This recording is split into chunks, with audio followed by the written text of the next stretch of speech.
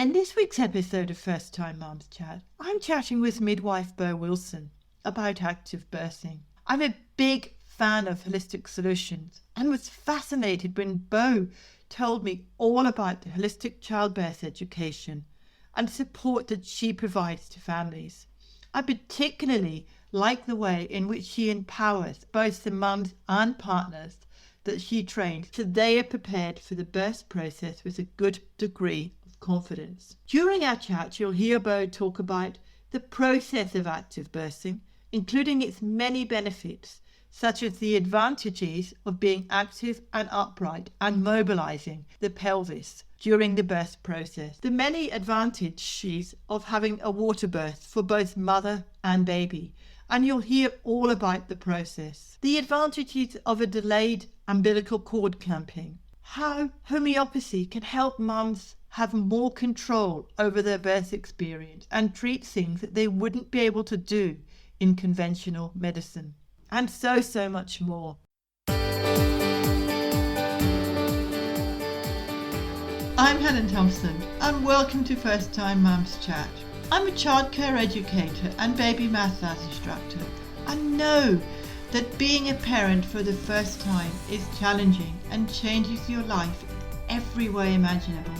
To help ease your transition into parenthood, I aim to offer supportive, holistic approaches and insights for mums of babies aged mainly from 4 weeks to 10 months old. My goal is to assist you to become the most confident parent you can and smooth out the bumps along the way. This podcast is brought to you by My Baby Massage.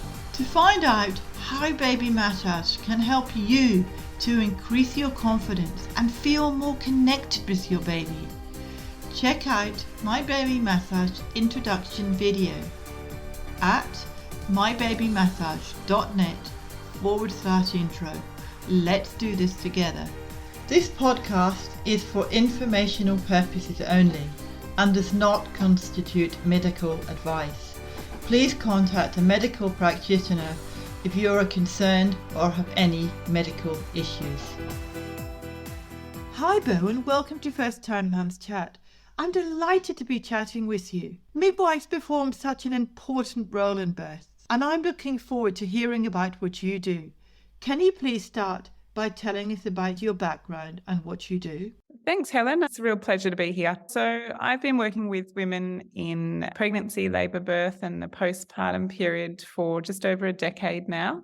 I was inspired to become a midwife because I saw a home birth midwife looking after my family, for my younger siblings, and I was very, very intrigued about the whole experience and how amazing it was to have that experience in the home environment.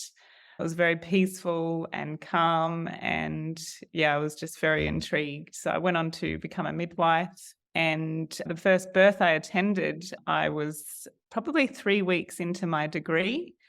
And I just sat at the back of the room because I was very, very new to it all. And I just was completely awe-inspired. And I just thought, wow, that was the most miraculous thing I've ever witnessed in my life. And the rest is history, really. Since then, I've worked in lots of different models of care. I've worked with women with healthy pregnancies, having normal physiological labour and birth and water birth, but I've also worked in more high-risk pregnancy care, in large tertiary hospitals with over 3,500 births a year, which was challenging but great learning experience too. Wow, you certainly had a lot of experience there. I think having a midwife who's active and incorporating her skills with the mother when she's having a baby is very important. Yes, and what we see in the research is that when a woman has what's called continuity of care with one midwife throughout their whole pregnancy, labour and birth, the outcomes for the woman and the baby are much improved. In the standard model of care in the public health system in Australia, women will see lots of different midwives at each appointment, different doctors, and in the labour and birth suite when they come in labour, they will most likely have never met the midwife who looks after them. You can imagine that we do our very best to establish a rapport and work with the couple, but when they're in the throes of labour, it's quite challenging to then be able to meet their unique needs and wishes. Every woman is different, and what one mum feels as comfortable to her is different for the next mum. As midwives, we take a lot of pride in working with the woman. Actually, the word midwife means with woman, which means being with the woman and putting her at the front and centre of the care. So that's what our care is all about. And it's incorporating the whole family as well. I think before dads weren't involved, dads were sort of shoved out and told, oh, no, you go outside and pace up and down or go and have a beer or whatever. They weren't encouraged to be involved. And I think more recently, I'd say in the last 20 years, they've been encouraged more to be present at the birth. Exactly, yes. And that is something also that's inspired me to do what I do now. So now I have a private business called Birth to Baby, and so I teach childbirth education. And my main interest is in active birth, so offering women and their partners all of the non-pharmacological tools to manage pain. And a large part of that incorporates having their birth partner there with them to learn about the natural hormonal process of labour, to feel more confident about the woman's body, and to also be there as a really close support person through that experience. So yeah, the woman's partner is very much welcomed now, and understandably, some feel a little uncomfortable or unsure, but what I've found once we work with them in the birth classes, the partners come in very unsure. They haven't really had any experience around a birth before, but they come out of the workshops feeling really quite empowered. They know their role and some of the active tools they can use to support their partner. So a lot of the fear reduces as well. Yes, I can imagine. So what are some of the things they learn to help their partner? Yeah, so there's two facets to active birth. One is that, the woman is an active part of her care. So she is actively making decisions about her care. She's understanding the risks and benefits of all the decisions she makes. The other part is that she is active and mobile and upright in the labour and birth experience. So we know that if the woman is active and upright, she's mobilizing her pelvis, it's opening the space for baby to descend, and all of that will support the natural hormonal process of labour. So some of the active birth tools that can be used are mobilization, movement, massage. So in my class, we go through with the woman's birth partner how we can use even light touch massage or lower back massage to relieve the pain. And we learn about the gate theory, which is a theory where if there is some kind of pressure at the gates of the pain pathways to the brain, which is often around the lower back area, if we can put some pressure on that, then we actually block that pathway for the pain to go up and tell the brain that there is pain there. So we do double hip squeezes where we squeeze in the hips together, where the partner can actually physically maximize the space in the pelvis for the woman. It's comforting. We use hot massage oil. They can use showers. A lot of women will like to use a pool for waterbirth or water immersion. We learn about acupressure, which is putting pressure on points that can relieve pain or nausea in the body. All of those are great methods. And we also use rebozo, which is a Mexican traditional tool. It's a long fabric cloth, woven cotton, and it basically sits around either the woman's waist or back in different positions, and the birth partner will hold the cloth up and relieve that pressure off the woman's body, and also shake it a little so that the baby gets in a really good position for the labour and birth. So they are some of the main tools that we learn about in the birth class. And I give the birth partners a little cheat sheet that they can take home so that they are prompted with all of those tools that are available to them and the partner. So when they're actually giving birth, you mentioned a few techniques when they're moving the hips and getting them to be mobile and walking around and showering. So when they're actually giving birth, can you still use those techniques? Yes, absolutely. And the biggest support for the birth itself is being upright. So if women are allowed to just move their body the way that they intuitively feel they need to, a lot of women will just naturally move into an upright position for the birth, either on all fours or kneeling, leaning over a birth ball or something like that. So that's the biggest support for the birth itself. So we can use acupressure for the birth to relieve pain, massage, all of those tools often can be used in the pregnancy to relieve discomforts, but also labour and the birth as well. Yes, I've heard of pregnancy massage, and I've heard that that really helps as well. I was just thinking of pregnancy massage, but also thinking of when they're giving birth, because I would have thought that that's so much more natural than epidurals and all the other stuff that you'll get given. And it's more relaxing for the mother because they're relaxing their muscles naturally. And they've got their partner to help them there and calm them down. And they've got you, lovely midwives, also to help them relax as well. Absolutely. Yes. And the big part of what we learn about the hormones of labour is that oxytocin is one of the primary hormones of labour, Yes. and oxytocin is the hormone of love. It's released in the body in love making and labour and birth and bonding when baby's born and breastfeeding. And we need a never-ending flow of oxytocin for labour to progress. So yes, as you mentioned, anything that will help the woman to feel relaxed, to feel calm, whether it's massage, relaxation music, acupressure, even the partner's loving embrace or that supportive environment that helps the woman feel physically relaxed, but also in her mind as she feels at ease. Those are all the things that will promote that continued release of oxytocin in the body for labour to progress. Yeah, I know all about oxytocin because I teach baby massage. You mentioned the bonding process. That's more where I come in with the baby massage side. It's the bonding process and the breastfeeding and things like that. You mentioned water births as well.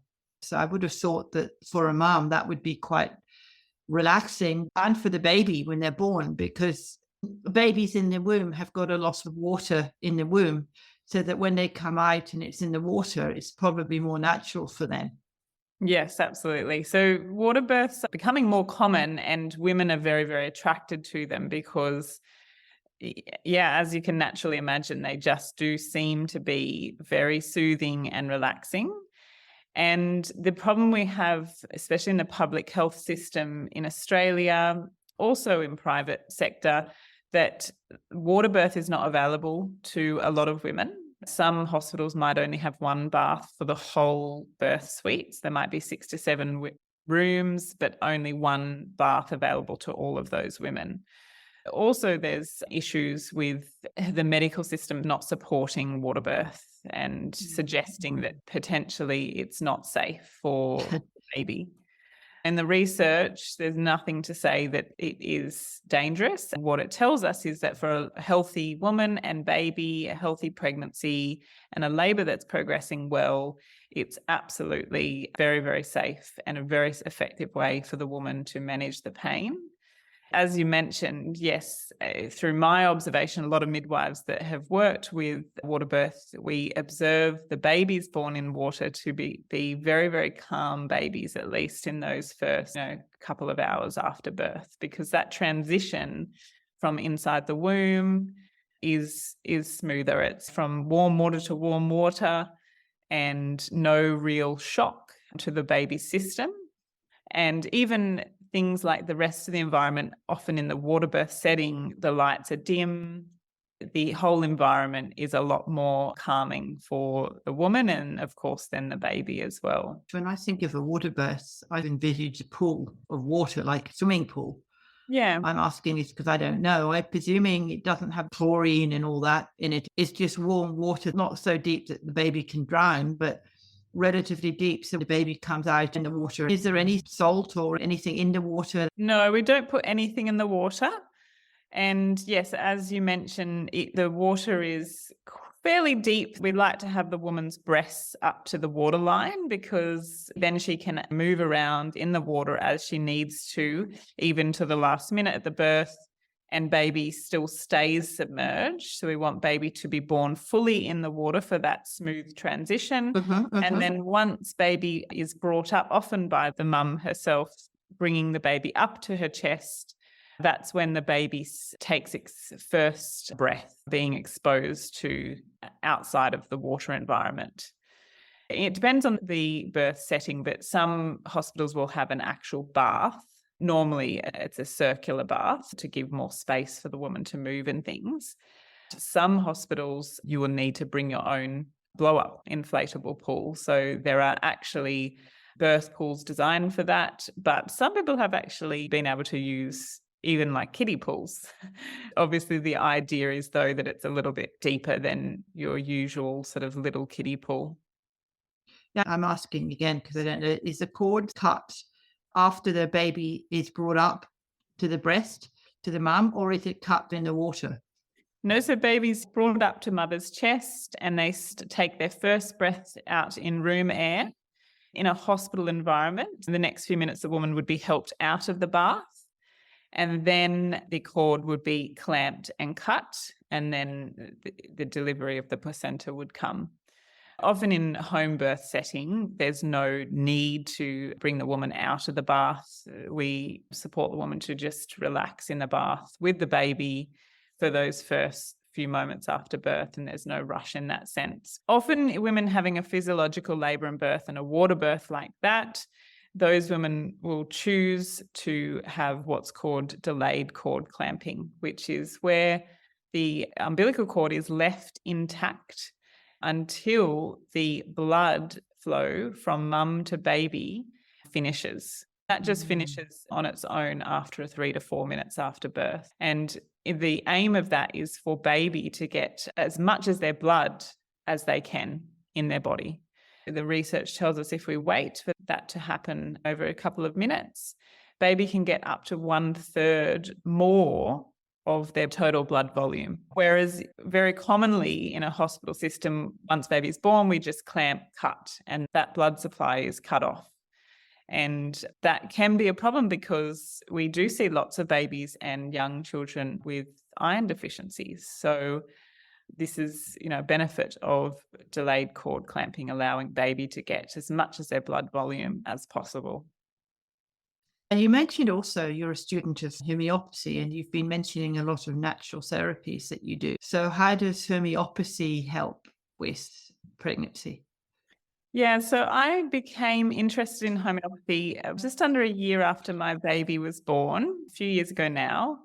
I learned from a local homeopath about the benefits and I was very intrigued. And I knew about homeopathy decades ago, but I always thought you needed a practitioner to help you and it was quite complex. And I thought it involved herbal medicines and things like that. So I didn't really realize it was safe for babies and things like that. But when I learned a little bit more about it, I realized that homeopathy is really energy medicine. So when a remedy is made, the substance that we make that remedy from is actually physically left out of the actual remedy once it's made. So because of that, it doesn't interact with other drugs or it doesn't matter the age of the person who is taking it. It is perfectly fine for newborns to have, pregnant women, elderly, all of that. So what I realized is that there were so many home uses for it that I could learn to empower myself to look after my new baby. So in that time, I used homeopathy at home for first signs of illness, for snotty noses, congestion, For bumps and bruises, I realized, wow, I felt so empowered to have my own way of looking after my baby without having to run down to the doctor as soon as I was concerned. And often when we do see a doctor, they look at the illness and that's it. They say, look, there's antibiotics for this bronchitis or this illness. There's lots of obviously repercussions with taking generic antibiotic for an illness that is individual to that person. So homeopathy is different in that it addresses the totality of the symptoms of the person.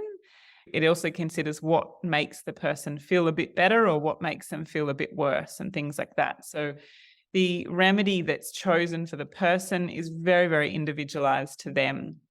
So yeah, I couldn't help it. I had to start my studies. To me, it was just a natural transition into bringing more holistic services into my practice as a midwife. And so now there's so many possibilities. There's remedies to encourage the baby to turn, to relax the uterus and help the baby to turn into an optimal position for labour and birth if the woman is worried that baby is breech or posterior. There's remedies for pain relief in labour. Arnica is just an amazing all-round remedy, of course, for bumps and bruises. Very, very good for all women having any birth, whether it be vaginal birth or cesarean. There's obviously a lot of internal tissue damage and things like that, and tearing, and arnica just helps tremendously to help the woman recover quicker. And yeah, just a myriad of other remedies that are just so helpful and supportive for the woman and the baby.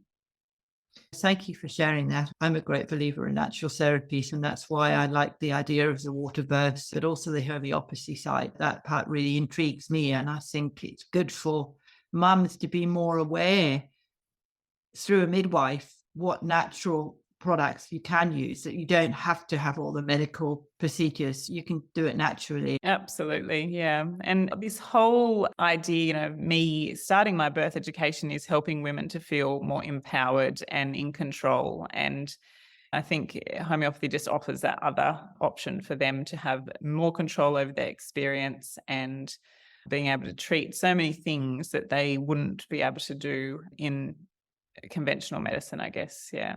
So thank you for sharing all of that. And I know you're in Western Australia.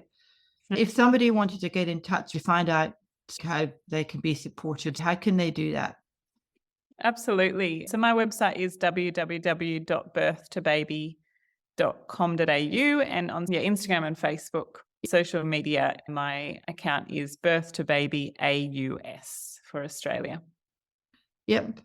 Okay, well, thank you so much. I've actually learned a lot from you by talking to you about different sort of techniques with midwifery. I like it because, as I said before, it's a natural approach.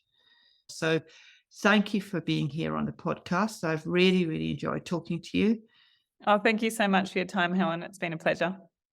I learned a lot from Beau about active birthing and was particularly fascinated to hear about water birthing and how she has incorporated the use of homeopathy into her teaching to help mums further. I highly recommend checking out her website and her social media, and I will include a link to the Birth2Baby website and social media in the show notes, which can be found at mybabymassage.net/podcast/121. On the First Time Mums Chat podcast, I've spoken with a number of midwives about supporting births, and I'm regularly asked for tips and suggestions for mums on this topic. Is this an area that you would like to know more about, or do you have any questions relating to it?